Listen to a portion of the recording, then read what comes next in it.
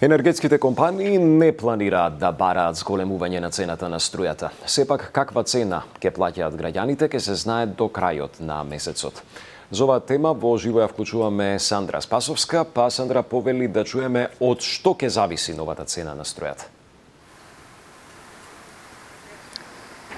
Да, Борче, денеска, односно пред околу 2 часа заврши брифингот тука во Министерството за енергетика, на кој присуствуваше и Министерката за енергетика, меѓутоа и представници на дел од енергетските компании. Тука беше генералниот директор на АД-ЕСМ Лазо Зунчев, директорот на МЕПСО, директорот на МЕМО. Сите тројца посочија дека тие како компании нема да бараат зголемување на цената на струјата, односно нема да достават барања за зголемување на нивните услуги кои што ги даваат како компании, кои би влијаеле врз крајната цена која што ја плаќаат домаќинствата и малите потрошувачи. Директорот на ЕСМ Зунчев на денешниот брифинг рече дека тие успеале како компанија да ја намалат произведената цена на струјата за 7% без да го користат хидропотенцијалот. Обвини дека претходното раководство на АД-ЕСМ минатата година, односно на 1 септември 2024 кога тие ја превзеле компанијата, го имале максимално искористено хидропотенцијалот и произведената струја била околу 128 евра за мегават час, сега таа изнесува 96 евра за мегават час.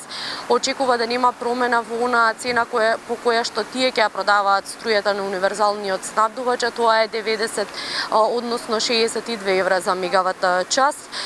Посочи дека на 1 јануари годинава тие влегле со 6% хидропотенцијал и дека очекуваат, тој сега е на 48%, меѓутоа очекуваат на 1 октомври, како што е било секогаш, тој да изнесува 50% пред стартот на грејната сезона, односно околу 300 гигават часови. Сепак, ќе се знае повеќе околу цената на струјата до крајот на месецов.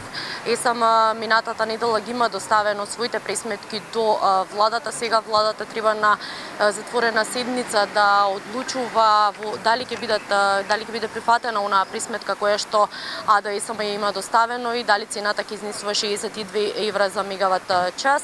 Исто така на денешниот брифинг со новинарите Зунчев рече и дека во однос на реализацијата на планот на производство, АД-ЕСМ во првиот квартал имала нешто помалку од планираното, односно 35%, во вториот квартал се во рамки на планираното, а во третиот и четвртиот најави дека очекува да има надминување. И со тоа секако да ја завршат годината во плюс и да нема промени во цената на струјата која ја плаќаат домаќинствата. Сандра, за цената на струјата стана збор на денешниот брифинг, на кој што 8 представници на енергетските компании присуствуваше Министерката за енергетика Божиновска. Кои се другите теми за кои се зборуваше на овој брифинг? Да, Борче, се разговараше и на други теми на овој брифинг денеска. Се зборуваше и во однос на она што ни се случи пред 2-3 недели, односно кога за време на викендот Скопје остана и поголем дел од Македонија остана без струја. Директорот на МЕПСО рече дека тоа било поради оние вишоци на струја и дека се работи на надминување на ваквите случаи за воиднина да не ни се повтори вакво нешто. Меѓутоа стана збор и за терминалот Александрополис.